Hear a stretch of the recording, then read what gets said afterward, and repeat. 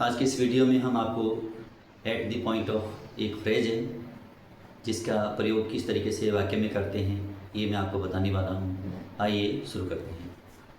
अब जैसे eight the point of ये फ्रेज है, इसका जो हिंदी में अर्थ होता है वो है कि तैयारी में, के फिराक में, वाला या वाली या के कगार पर, ये इसकी हिंदी बनती है। तो अब ये वाक्य है, इसके साथ में वाक्य जो किस तरह से बनाते हैं आइए शुरू करते हैं। जैसे पहला वाक्य मान लीजिए, वह अब रोने वाली है। वह अब रोने वाली है तो कैसे लिखेंगे इसको? She is at the point, she is at the point of, she is at the point of crime, She is at the point of crying now. Crying now. वह अब रोने वाली है। She is at the point of crying now. वह अब रोने वाली है। इसका जो प्रयोग है, इस at the point of का प्रयोग है, हम इसका प्रयोग किस लिए करते हैं? यानी किसी घटना के होने को बतलाने के लिए या फिर किसी कार्य को करने के लिए हम at the point of का प्रयोग करते हैं। जैसे मान लीजिए अब ये काम हो रहा है, मान लीजिए ये इसमें कार्य होने को बतलाया गया है, तो she is at the point of crying now, वह अब रोने वाली है, यानी ये काम होने वाला है, ठीक है ना। तो या तो कोई काम किया जाता है या कोई काम हो रहा है, तो होने को या करने को बतलाता है, जो एट द पॉइंट ऑफ का प्रयोग हम करके लिख सकते हैं।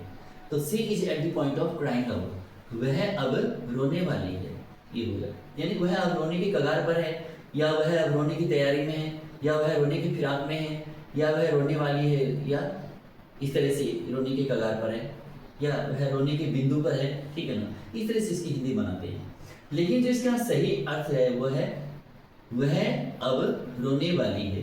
तो ये तरीका आपका सही है, यानी कि रोने ही वाली है बिल्कुल, यानी ये काम अब होने वाला है, ठीक है ना, ये कार्य बिल्कुल होने वाला है। चलिए देखते हैं आगे दूसरा वाक्य। जैसे मान लीजिए वह अब उठने वाली है। वह अब उठने वाली है। She is at the point, she is at the point of getting up, she is at the point of getting up now. वह अब उठने वाली है। She is at the point of getting up now. वह अब उठने वाली है, यानी उठने की तैयारी में है, उठने वाली है, उठने की कगार पर है, ये मान के चलिए। अब जैसे मान लीजिए अगर हम कहें कि मैं चाय पीने वाला हूँ, मैं चाय पीने वाला हूँ, तो I am at the point, I am at the point of, I am eight the point of. अब एट द पॉइंट ऑफ के बाद में हम जीरन का प्रयोग करते हैं, वर्ब में आईएनजी का प्रयोग हम करते हैं और करना पड़ेगा।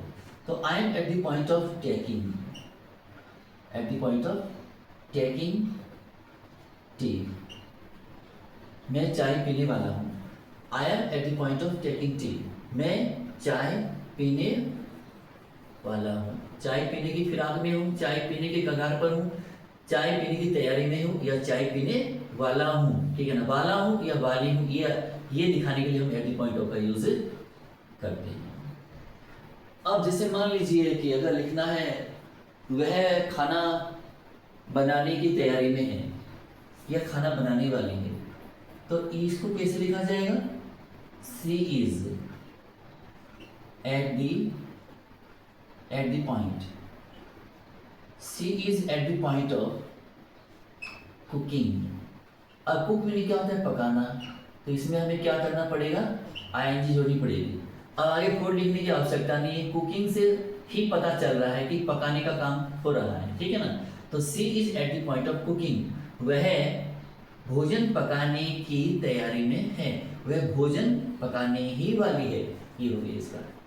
चलिए अगला देखिए, काफी इंपॉर्टेंट है ये, एट द पॉइंट ऑफ का प्रयोग है, बहुत ही इंपॉर्टेंट है, ये बिल्कुल नया है, अभी ये बिल्कुल नया एक फ्रेज है जो आपको बताया जा रहा है यहाँ।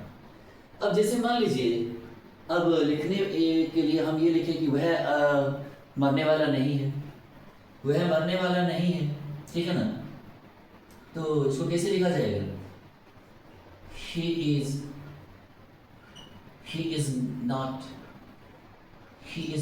at the point he is not at the point of अब डेथ करिए, डेथ या डाइंग भी आप कर सकते हैं, ठीक है ना। ग्रामेटिकली दोनों ही सही है। अगर आप डी वाई करके आईएनजी जोड़ देते हैं डाइंग, तो भी वो ग्रामेटिकली सही है। अगर डेथ कर दिया तो भी ये भी ग्रामेटिकली सही है, ठीक है ना। तो he is not at the point of death, वह मरने के कगार पर नहीं है, अर्थात वह मरने वाला नहीं है, वह मौत के करीब नहीं है। ये हो गया। चलिए अब आगे देखते हैं।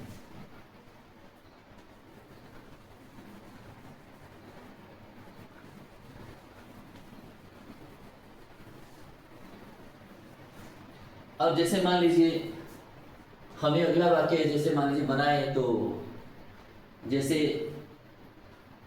हम थकने के कगार पर नहीं है या हम थकने वाले नहीं हैं, हम थकने वाले नहीं हैं, तो कैसे लिखा जाएगा? We are not at the point, we are not at the point of exhaustion,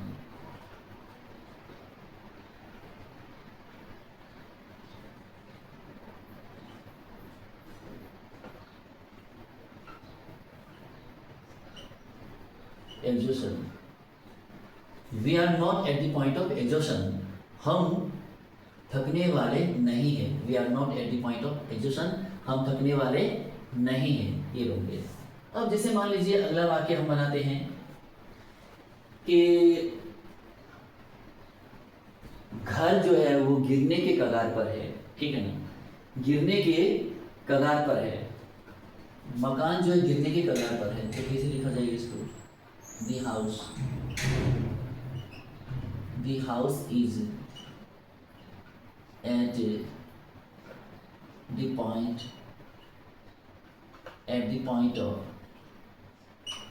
the point of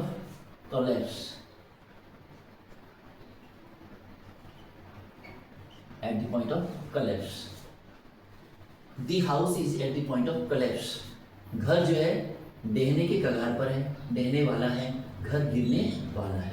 ये हो गया। अब जैसे मान लीजिए अगर हम लिखते हैं यहाँ,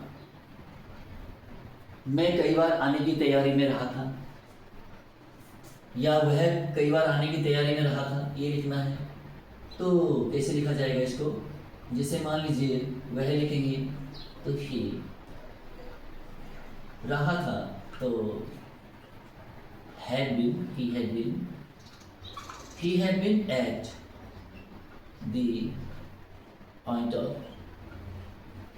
at the point of वह आने की कगार में, वह आने वाला था, आने के लिए तैयार रहा था, ठीक है ना। he had been at the point of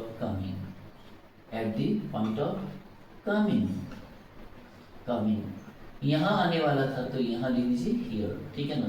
वह यहाँ आने वाला रहा था, यानी कि आने की तैयारी में था वो।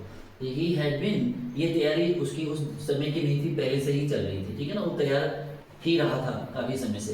तो he had been at the point of coming here, वह यहाँ आने की फिराक में रहा था। ये हो गया इसका, या आने ही वाला था। अब जैसे मान लीजिए अब लिखना है कि वह जाने वाली है, वह जाने वाली है, तो कैसे लिखा जाएगा इसको? she is at the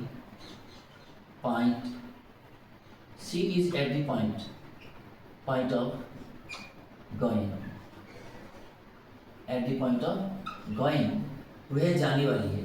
she is at the point of going, वह जाने वाली है कहाँ? बाहर जाने वाली है या मान लीजिए स्टेशन जाने वाली है, तो आगे स्टेशन लिखना है तो टू दी स्टेशन कर दीजिए, टू दी स्टेशन, स्टेशन कर दीजिए, ठीक है। तो she is at the point of going to the station, वह स्टेशन जाने ही वाली है, ये हो गया। She is at the point of going to the station, वह स्टेशन जाने ही वाली है। तो ये जो है ये जो फ्रेज है, इसका प्रयोग करके वाक्य बनाया जा रहा है और इसका अर्थ है की तैयारी में, की फिराक में, वाला या वाली या के का घर पर, ठीक है ना, की तैयारी में। तो ये सब अर्थ है इसका। अब जैसे मान लीजिए अगर वह पढ़ने की तैयारी में है, ठीक है ना, या अंग्रेजी सीखने की तैयारी में है, ऐसे बोलना है। मान लीजिए वह अंग्रेजी सीखने की तैयारी में है, तो he is at the point, he is at the point of, he is at the point of, he is at the point of learning, at the point of learning English, learning English।